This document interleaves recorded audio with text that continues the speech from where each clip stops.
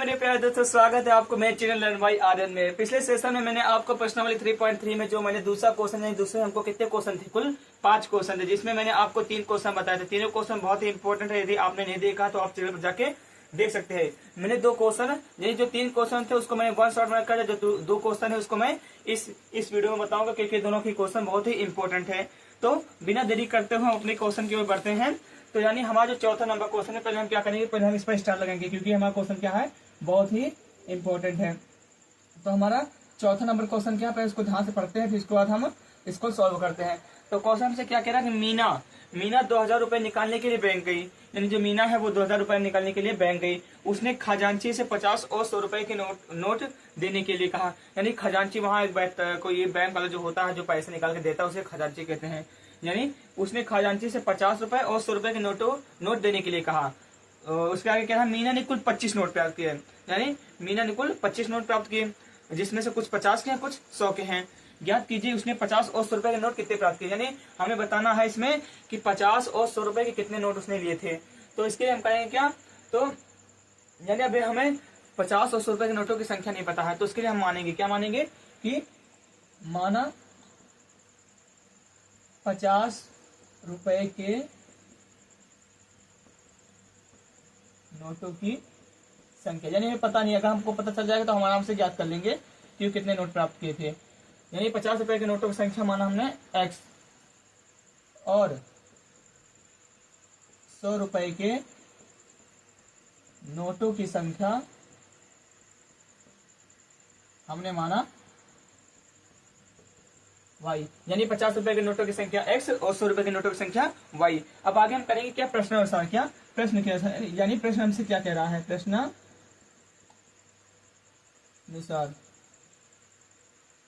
अनुसार में हम क्या करेंगे, पहले कंडीशन, यानी हमको दो का वो समीकरण चाहिए। इसके लिए हम 2 शर्तें लागू करेंगे। तो प्रथम शर्त से, यानी उसने 2000 रुपए निकालने के लिए गए, कौन, मीना 2000 रुपए निकालने के लिए गई। यानी उसने 50 और 100 रुपए के नोटों की मांग की। तो हम क्या समझेंगे कि अगर हम 50 को, अगर x हमको पता चल जाएगा। अब x क्या हमको नहीं पता, x हमको किसी भी नोटों की संख्या होगी, क्या पता यहाँ 2 होगा, यहाँ पर 100 रुपए के नोटों की संख्या 5 होगी।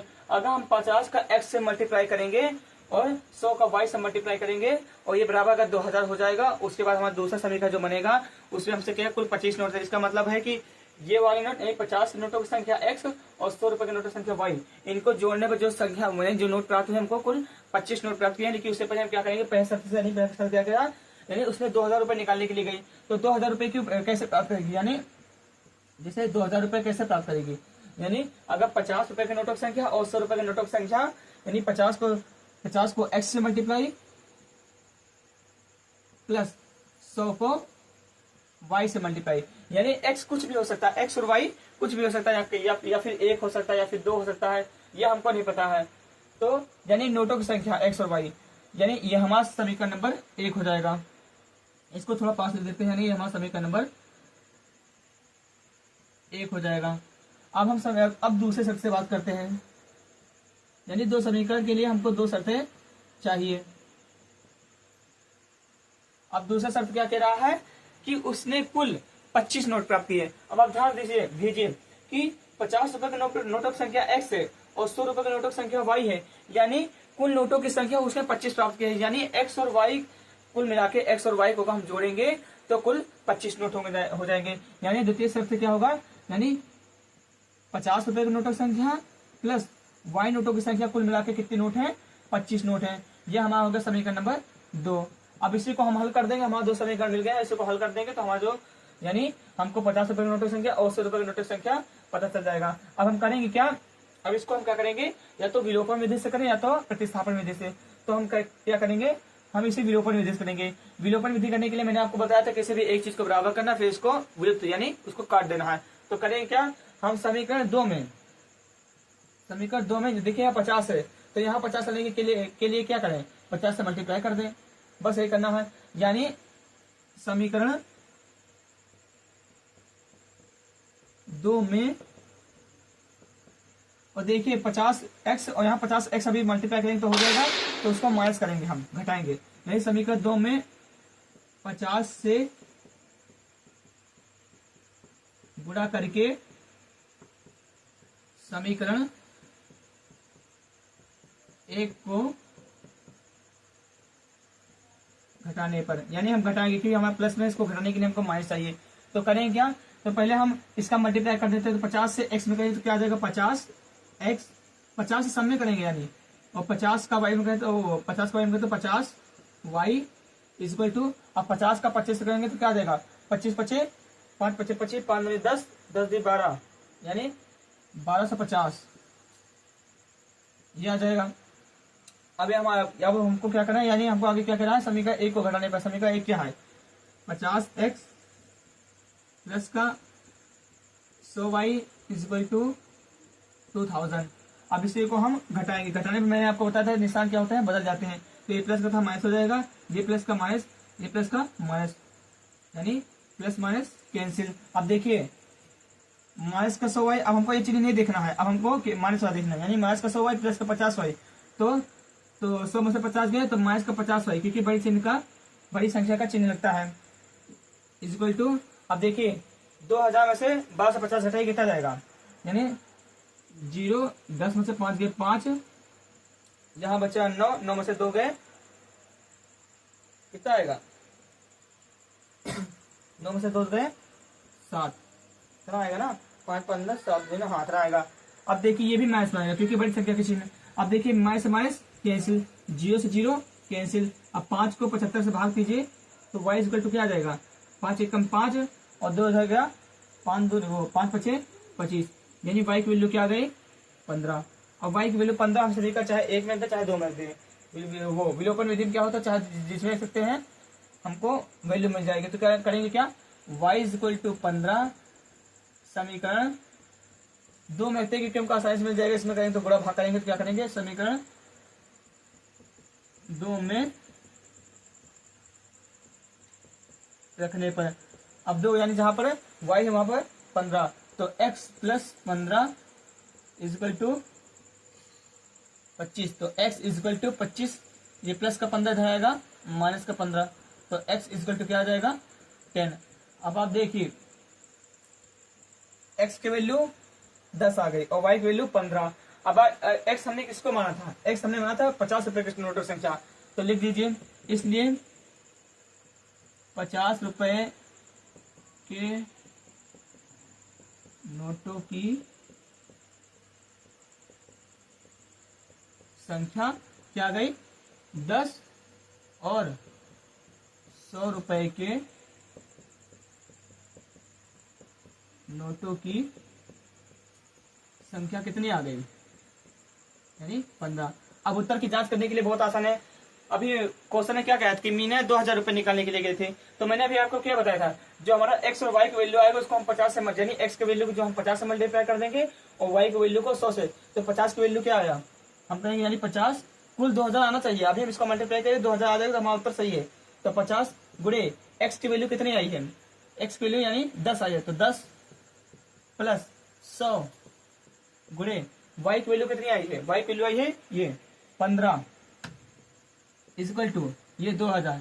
अगर ये बराबर 2000 हो जाएगा यानी LHS बराबर RHS हो जाएगा तो हमारा जो क्वेश्चन है यानी सही है। तो 50 को 10 से गुणा करेंगे तो क्या आ जाएगा 500 आ जाएगा, प्लस का 100 का 15 से गुणा करेंगे तो क्या आ जाएगा 1500 आ जाएगा, इक्वल टू 2000। अब देखिए 1500 500 2000 और ये भी 2000, यानी LHS बराबर RHS। अभी और हमको क्या कहता था, उसके बाद क्या कहता था, कुल नोटों की संख्या कितनी है 25। तो यानी हमने नोटों की संख्या पहले क्या थी x और नोटों की 100 के नोटों की संख्या y। तो देखिए कुल नोट हमको बताए 25, तो x plus y equal to 25, और x की वैल्यू हमने कितनी निकाली थी 10 प्लस y की वैल्यू अभी कितनी निकाली थी 15 बराबर 25, और 15 और 10 25। देखिए ये भी हो गया, यानी जो हमारा आंसर है वो सही है, यानी जो हमारा 50 रुपए की नोट की संख्या हो जाएगी वो 10, 100 रुपए की नोट की संख्या जो हो जाएगी 15, ये हमारा हो जाएगा आंसर। अगर आपको स्क्रीनशॉट लेना दे दीजिए। अब आगे बढ़ते हैं हम अपने 5वें नंबर के सवाल पर। ये इंपॉर्टेंट था, इसके साथ ही साथ जो 5वां नंबर क्वेश्चन है वो और भी इंपॉर्टेंट है, तो उस पर ध्यान दीजिएगा। बढ़ते हैं हम अपने आखिरी यानी प्रश्न नंबर 3.3 का आखिरी क्वेश्चन है। अभी मेरे प्रश्न में 3.2 बताया था, आपको बताया था कि वो मुझसे गलती से छूट गया था, इसलिए मैं इसको अगले लेक्चर में बता दूंगा। तो हमारा जो 5वां नंबर क्वेश्चन है, इसको भी, इसमें भी स्टार लगा दीजिए क्योंकि ये भी इंपॉर्टेंट है। तो हमारा 5वां नंबर क्वेश्चन क्या है, इसको हम ध्यान से पढ़ते हैं, फिर उसके बाद समझते हैं। क्या कह रहा है, किराए पर पुस्तक देने वाली किसी पुस्तकालय का प्रथम 3 दिनों का एक नियत किराया है। मतलब कि क्या कह रहा है कि एक पुस्तकालय है, वहां पर 3 दिन का एक नियत किराया लगता है। जैसे आप किसी पुस्तकालय में, जैसे आप पढ़ने के लिए किसी पुस्तकालय में जाते हैं, तो वहां आप जाते हैं तो 3 दिन तो आप पढ़ते हैं, 3 दिन में एक नियत किराया रहता है आपके पास। उसके आगे क्या कह रहा है, उसके बाद प्रत्येक अतिरिक्त दिन का अलग किराया है। यानी अगर 3 दिन तो आप पढ़ते जाते हो तो एक नियत किराया उसमें फिक्स है, उसमें एक फिक्स किराया है कि उतना देना पड़ेगा। और अगर उसके बाद अगर 4 दिन और 5 दिन आप गए तो उसका यानी उसके एक्स्ट्रा जो एक्स्ट्रा दिन आप गए थे उसका भी पैसा आपको अलग से देना पड़ेगा। तो क्या कह रहा है कि उसके बाद प्रत्येक अतिरिक्त दिन का अलग किराया है। सरिता ने 7 दिन गए, यानी सरिता ने 7 दिन गए। अब आप ध्यान दीजिए, अब उसमें तो 3 तो हमारा फिक्स है, 3 दिन तो पुस्तकालय वाला जो है, पुस्तकालय का जो मैनेजर कुछ भी होगा उसने फिक्स किया है। लेकिन 7 दिन का मतलब उसमें तो 3 दिन तो नियत है, लेकिन जो 4 दिन यानी सरिता ने 4 दिन एक्स्ट्रा गए तो उसको एक्स्ट्रा पैसे भी देना पड़ेगा। उसके आगे क्या कह रहा है, उसके आगे हमसे कह रहा है सरिता ने 7 दिन तक एक पुस्तक रखने के लिए 27 रुपए दिए। कितने? 27 रुपए। जबकि सूसी एक पुस्तक 5 दिनों तक रखने की 21 रुपए दिया। यानी सूसी जो है उसे 5 दिन पुस्तक, यानी जो पुस्तकालय उसमें पुस्तक रखने के पैसे नहीं पड़ रहे हैं। यानी अगर आप 3 दिन तक पुस्तक रखते हैं पुस्तकालय में, 3 दिन तक अगर आप पुस्तकालय यानी अपनी पुस्तक लेके जाते हैं पुस्तकालय में रखते हैं, तो उसका 3 दिन तो फिक्स है कि 3 दिन, अगर आप 3 दिन आकर उसे 3 दिन से पहले अगर उठाकर ले जाएंगे तो आपका एकदम नियत वाला पैसा है उसको देना पड़ेगा। लेकिन आप किसी कारण से नहीं जाते हैं, यानी आपको उसके आगे एक्स्ट्रा दिन पड़ गया, जैसे 4 दिन पड़ गया, 5 दिन, तो उसका आपको एक्स्ट्रा पैसा और देना पड़ेगा।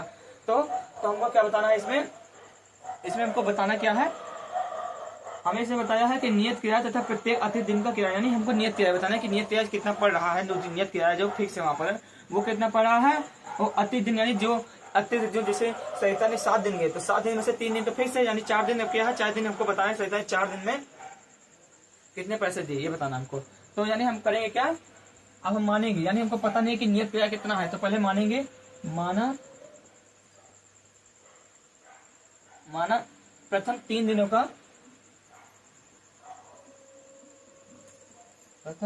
दिनों का, नियत किराया।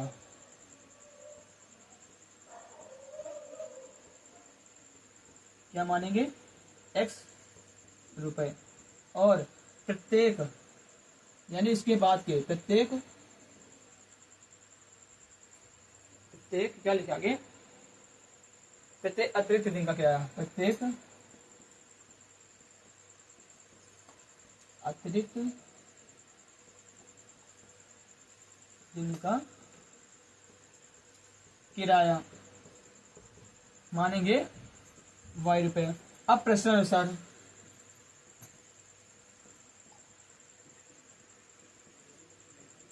मैंने आपको बताया 10 में 2 समीकरण बनेंगे, तो 2 समीकरण के लिए हमें 2 शर्तें चाहिए। तो प्रथम शर्त से,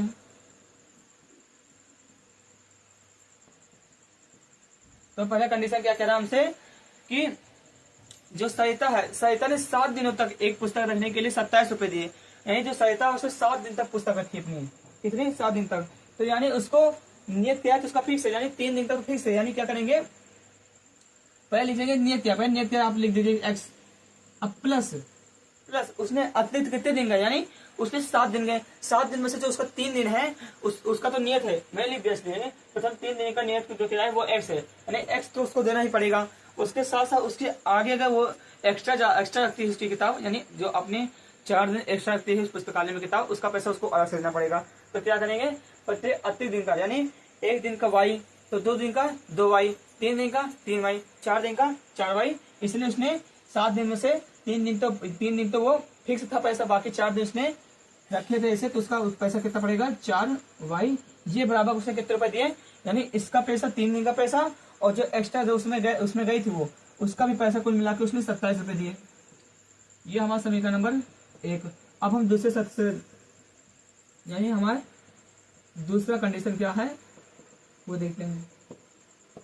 तो दूसरा कंडीशन क्या कह रहा है, उसी जगह आती है सूसी, जबकि सूसी ने एक पुस्तक एक पुस्तक 5 दिनों तक रखने के लिए 21 रुपए दिए हैं। यानी जो सुशी है उसने 5 दिन तक पुस्तक रखी। तो मैंने अभी आपको बताया 3 दिन तो फिक्स है, 3 दिन के लिए मैंने लिखा प्रथम 3 दिनों का जो नियत किया है पुस्तकालय का वो फिक्स है। तो यानी उसको तो 3 दिन का तो देना ही पड़ेगा। साथ में साथ उसने कितने दिन गए, 5 दिन। 5 दिन में से 3 दिन तो आप निकाल दीजिए, नियत किया जाएगा। बचे 2 दिन। 2 दिन मैंने बताया था 1 दिन का 22 रुपए, तो 2 दिन का 2 वाई, इसलिए मैंने लिखा प्रत्येक अतिरिक्त दिन का मतलब 1 दिन का, अतिरिक्त मतलब 1 दिन का। तो उसने 2 दिन एक्स्ट्रा गए, 5 में से 3 जो हमारा नियत है, बाकी जो उसने गए यानी 2 बचे, 2 दिन बचे, वो 2 दिन क्या है, अतिरिक्त दिन है, यानी उसके बाद के उसके एक्स्ट्रा दिन है। तो 2 वाई हो जाएगा। इक्वल टू उसने कितने रुपए दिए, कुल मिला के उसने नियत किराया और 2 दिन के किराया का कुल 21 रुपए दिए। बस अब हमको 2 समीकरण मिल गए हैं। अब इसी को सोल्व कर देंगे, हमारा जो एक्स और वाई की वैल्यू यानी जो हमारा नियत किराया है और प्रत्येक अतिरिक्त दिन का किराया निकल जाएगा। तो अब हम करेंगे क्या, अब आप देखिए समीकरण 1 में x है और समीकरण 2 में भी x है और दोनों प्लस में है। यानी हमारा जो समीकरण 1 और 2 में x जो है x जो है उसको काटने के लिए हमको क्या करना पड़ेगा, ना कि हमको गुणा करने की जरूरत ही नहीं, क्योंकि हमको x अकेले ही मिल गया है। तो हम करेंगे क्या, समीकरण 1 में से 2 को घटाने पर समीकरण 1 में से 2 को घटाने पर, तो घटाइए क्या आ जाएगा, यानी x plus 4y is equal to 27, उसके x plus 2y is equal to 21। अब मैंने बताया था घटाने में क्या होता है, चिन्ह बदल जाते हैं। तो ये प्लस का था माइनस हो जाएगा, ये प्लस का है माइनस हो जाएगा, ये प्लस का है माइनस हो जाएगा। अब देखिए ये प्लस माइनस कैंसिल, अब 4 में से 2 गए तो 2 वाई। अब देखिए 27 में से 21 गए तो कितना आ जाएगा, 6। तो 2 कम 2, 2 3 6, यानी जो y की वैल्यू क्या आ गई,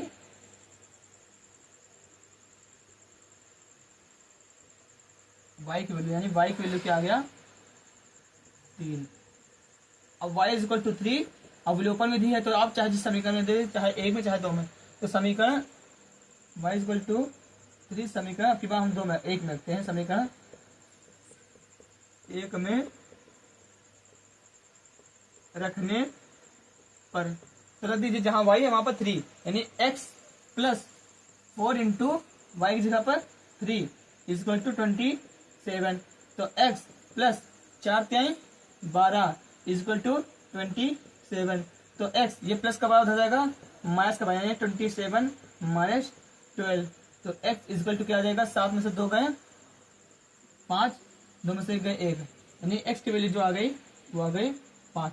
अब आप ध्यान दीजिए, x मैंने किसको माना था, x जो 3 दिन का नियत किया था, x जो 3 दिन का नियत किया था, यही लिख दीजिए। इसलिए प्रथम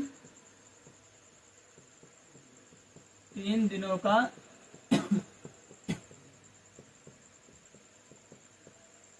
नियत किराया कितना आ गया, यानी x की वैल्यू कितनी है, 15 रुपए, और क्या है, प्रत्येक अतिरिक्त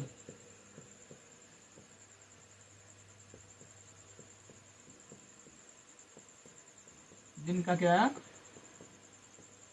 कितना आ गया, यानी y की वैल्यू 3 रुपए, यानी उसे 3 रुपए, यानी 15 दिन 3 दिन के तो फिक्स से 15 रुपए देने पड़ेगा, लेकिन इसके अतिरिक्त अगर 4-5 ऐसे बढ़ता है तो 3-3 रुपए बढ़ते हैं। तो अब ध्यान दीजिए, अगर हम इसके उत्तर की जांच करें तो क्या करेंगे, अगर x की जगह 15 थे 15, 4 3 12, आप देखिए उत्तर की जांच करने के लिए क्या करेंगे, जहां पर x और y यानी जो समीकरण है उसमें अगर हम x और y की वैल्यू रखेंगे, अगर ये 27 के बराबर आ जाएगा तो जो हमारा आंसर सही है। तो यानी x मैंने किसको माना, x कितना है हमारा 15, तो 15 प्लस 4 इंटू y कितना निकाला हमने 3 इज इक्वल टू 27। तो 15 प्लस 4 3 12 इज इक्वल टू 27। अब 15 12 27 इक्वल टू 27। अब आप देखिए 27 इसको, यानी LHS क्या है, RHS के बराबर है। इसका मतलब जो हमने आंसर किया है, जो हमारा आंसर आया है प्रथम 3 दिन का किराया 15 रुपए और प्रत्येक अतिरिक्त दिन का किराया 3 रुपए, ये हमारा सही है। अगर यही x और y की वैल्यू इसमें रखें तो क्या हो जाएगा, x की यहाँ पर 15 प्लस 2 इंटू वाई जगह पर 3 इजकल टू 21। तो 15 प्लस 20 यानी 2 3 जा 6 इजकल टू 21 और 15 प्लस 6 कितना आ जाएगा 21 इक्वल टू 21, ये भी क्या आ गया, यानी LHS क्या आ गया, RHS के बराबर हो गया, यानी जो हमारा आंसर है वो सही है। तो अगर आपको भी ऐसे बेहतरीन वाली क्वेश्चन चाहिए, ऐसे बेहतरीन क्वेश्चन जैसे कॉन्सेप्ट वाइज चाहिए, ऐसे कॉन्सेप्ट जैसे पढ़ने के लिए हमारे चैनल को सब्सक्राइब कीजिए, लाइक कीजिए, सपोर्ट कीजिए। और लर्न बाय आर्यन नाम का मेरा चैनल है, अभी जल्दी में यानी मैंने चालू किया है। तो आज हमारा प्रश्न नंबर 3.3 समाप्त हो गया। अभी मैंने 3.2 नहीं पढ़ा क्योंकि वो मुझसे गलती से छूट गया था, तो उसको भी मैं कल से आपको करवा दूंगा। उसमें भी ज्यादा कुछ खास नहीं है, इसमें भी ऐसे प्रतिस्थापन, इसमें क्या करे हैं, उसमें हम प्रतिस्थापन विधि लगा सकते थे, विलोपन विधि लगा सकते थे। उसमें क्या है, उसमें बताया गया है कि उसमें केवल प्रतिस्थापन विधि लगाइए, इसमें क्या है कि केवल विलोपन विधि लगाइए। उसमें भी कुछ ऐसे ही क्वेश्चन जैसे क्या कि पहला क्वेश्चन जैसे हमारा क्या था, यदि हम अंश में 1 जोड़ दे, पहला क्वेश्चन था। दूसरा क्या था, 5 वर्ष में नूरी क्या सोनू क्या 3 मिली थी, ये भी ऐसे क्वेश्चन मिलेंगे आपको प्रश्न 3.2 में। तो घबराना नहीं है, अगर आप कठिन से सरल करेंगे तो आपको सरल एकदम आसान लगेगा, यदि आप कठिन कर लेंगे तो सरल आपको एकदम बेहतरीन तरीके से लगेगा। तो घबराना नहीं है, उसको मैं 3.2 एकदम बेहतरीन तरीके से समझा दूंगा। आपको ये नहीं डाउट रहेगा कि 3.3 कराने के बाद 3.2 पढ़ेंगे तो आएगा ही नहीं, आएगा एकदम, मैं आपको बेहतर तरीके से समझा दूंगा। तो धन्यवाद, मिलते हैं अगले वीडियो में।